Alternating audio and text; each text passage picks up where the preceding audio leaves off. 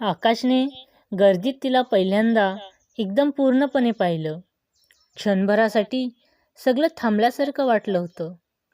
आवाजसुद्धा एकदम शांत झाला होता. काही गडबड नाही. सगळं जवळून दूर झाल्यासारखं वाटत होतं. मनात पहिल्या क्षणी काहीतरी वेगळं उमटलं सारखं जाणवलं होतं. पण माझ्या जवळून जाताच पण आकाश जवळून जाताच ती त्याला एक्सक्यूज मी बोलायची. तिच्या मैत्रिणीला आकाशने बोलावून घेतलं, कारण आकाश तिला ओळखायचा आणि ती तिची मैत्रीण होती. म्हणजेच उषाची मैत्रीण. काव्याबद्दल आकाशला माहीत नव्हते, पण आता आकाश उषाकडून माहिती काढून घेणार होता, म्हणून त्यांनी तिला बोलावलं होतं. त्यांनी उषाला बोलवताच उषा समजली होती, पण आकाश काव्याबद्दल सांगणार तेवढ्यात उषाने सांगितलं की तुला काव्य आवडते ना?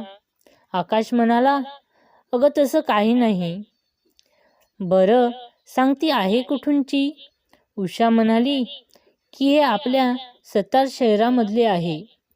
हे ऐकून आकाश खूप खुश झाला, कारण काव्या जिथे राहते तिथे त्याचा एक मित्र राहतो. पण उषा म्हणाली की माझी पूर्ण गोष्ट तर ऐक पहिले. आकाश म्हणाला, हां बोल ना. उषाने आकाशला सांगितलं की ती अगोदरच कमिटेड आहे. आकाश म्हणाला, म्हणजे? उषा, म्हणजे तिचा सुद्धा आता साखरपुडा आहे. म्हणजे तिचा सुद्धा आता साखरपुडा आहे. तू जसा समजतोस तसं नाही होऊ शकणार. तिचं लग्न ठरलेलं आहे. उषाचं हे बोलणं ऐकून आकाशच्या पायाखालची जमीनच जणू सरकल्यासारखी झाली. पहिल्यांदाच कोणाला बघून त्याच्या मनात काहीतरी झाल्यासारखं जाणवलं होतं. पण उषाचं बोलणं की आता तिचा सुद्धा साखरपुडा हे ऐकताच त्या क्षणी आकाशचं हृदय जोरजोरात धडाडलं. आकाशचं हृदय जोरजोरात धडाडलं होतं. जरी त्याच्या चेहऱ्यावर हसू होतं, पण आतून मात्र काळोख दाटून आलं होता. मनात एक वेगळ्याच प्रकारचे तुफान आलं होतं. मनात हुंदका भरून आला. तोंडावर जरी हास्य असलं तरी तोंडातून एकही शब्द बाहेर निघेनासं झालं. आकाश बसलेल्या खुर्चीवरून उठला आणि उषाला एक चेहऱ्यावरचं स्मित हास्य स्माईल दाखवली आणि तेथून निघून गेला. आकाशने त्याच्या आईला सुद्धा त्यांनी सांगितलं नाही आणि तसंच गाडी काढली आणि निघून गेला आणि गावाच्या बाजूला गेला. रस्त्याच्या साईडला गाडी लावली आणि उभा राहिला. आता त्याच्या मनात एकच प्रश्न घुमत होता, का रे देवा, पहिल्याच भेटीत असं का झालं? का ती लुप्त ताऱ्याप्रमाणे माझ्यासमोर चमकली आणि एकदम लुप्त झाली? का माझं पहिलंच प्रेम लुप्त झालं? पहिल्यांदा कोणाला बघून मनात भावना जागी झाली होती. का ती माझ्या आयुष्यात ती येणार नव्हती, तर अशा प्रकारची भावना का निर्माण झाली? का मी पहिल्याच भेटीत तिच्यावर सर्वस्व माझं हरल्यासारखं झालं? ती मला नाही मिळणार तर ती माझ्याजवळ आलीच का? असे ते देवाशी बोलू लागला होता. कारण आकाशला पहिल्यांदा कोणती मुलगी पसंत आली होती, पण जीवनाचं चक्र म्हणजे ती त्याच्या आयुष्यात येऊ शकत नाही. आकाशच्या मनात अजून तरी विचारांचं तुफान थांबतच नव्हतं. त्याच्या मनात गोंधळ आणि मोठा संघर्ष चालूच होतं. आकाश मनातल्या मनात म्हणू लागला की ती मला आवडली, पण हिचं जीवन तर आधीच दुसऱ्याच्या नावाने जोडले आहे. आणि मी एवढा मूर्ख, एवढ्या मुली बघितल्या, पण त्यामध्ये मला हीच मुलगी आवडली आणि तिच्यावर प्रेम पण मला झालं. एवढी मोठी चूक कशी माझ्याकडून झाली की जी दुसऱ्या कोणाची आहे तिच्यावर मी नजर टाकली. आता मला माझ्यावरच लाज वाटू लागली आहे. आकाशला आता अपराधाची जाणीव वाटू लागली. आता की पहिल्याच भेटीत मला अशी भावना का आली? पण मनाच्या कोपऱ्यातून अजून एक वेगळ्याच प्रकारची भावना येऊ लागली होती. त्याला असं वाटत होतं की तिचा साखरपुडा झाला आहे, पण तो तर पुढच्या आठवड्यामध्ये आहे. आणि मी तर समजत होतो की तिचा साखरपुडा झाला आहे, पण पण साखरपुडा झाला किंवा नाही, पुढच्या आठवड्यात तर साखरपुडा आहेच ना. पण तरी पण मनात वारंवार विचार येऊ लागलं की जरी नियतीने आम्हाला मिळवले आहे आणि माझ्या मनात तिच्याविषयी भावना निर्माण झाल्या आहेत, म्हणजेच नक्की काहीतरी नवीन माझ्या आयुष्यात घडणार, काहीतरी नवीन बाकी व्हायचं असणार, असं म्हणून तो मन शांत करत राहिला. तेवढ्यात इकडे लग्नामध्ये आकाशची आई त्याला शोधू लागली. आकाश तिला कुठेच नाही मिळाला. नेटवर्क बरोबर नसल्याने कॉलसुद्धा लागत नव्हता.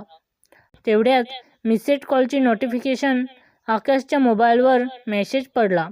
तेवढ्यात आकाशला कळलं, अरे आई तर लग्नामध्येच आहे. आकाशने आईला कॉल केला. आईने उचलला. आई म्हणू लागली आकाशला की आहेस कुठे तू? आकाश आईला म्हणाला, अगं आई, मी जरा बाजूला आलो होतो आणि मी असाच जाणार आहे. बरं तू सांग की तू येणार आहेस की थांबणार आहेस? असे आकाशने आईला विचारलं. आई म्हणाली, आज मी थांबते. तुझ्या मावशीची कधीच बोलणं झालं नव्हतं. आणि आई आकाशला म्हणाली की उद्या मला न्यायला येणार ना? आकाश म्हणाला, बरं मी उद्या येतोय तुला न्यायला. आकाश कॉल ठेवणार तेवढ्यात आई म्हणू लागली की तू जेवण केलं का? आकाश म्हणाला, नाही. आई म्हणाली, मग घरी जाऊन काही भुकेचा राहशील, ये आणि जेवून जा, घरीसुद्धा खायला काही नसणार. आईला आकाश म्हणू लागला, बरं, आणि कॉल ठेवतो. पण आकाश आता परत तिच्याकडे जाऊ शकत नव्हता, कारण परत तिथे गेलो तर ती दिसणार, माझं तिच्यासोबत बोलण्याचं मन होईल, कारण ती माझ्याशी अजून एक शब्द बोललेली नाही. आमची कोणती अशी आठवण नाही. फक्त तिला मी बघितलं तरी मला एवढ्या माझ्या मनाला वेदना सहन कराव्या लागल्या. आणि मी जर पुन्हा तिथे गेलो तर जर ती माझ्याशी बोलायला लागली तर, आणि आमचं बोलणं चालणं सुरू झालं तर सांगता नाही येणार, असे त्याच्या मनात विचार येऊ लागले. त्यांनी कसेबसे मनातल्या उठलेल्या तुफानाला शांत केलं.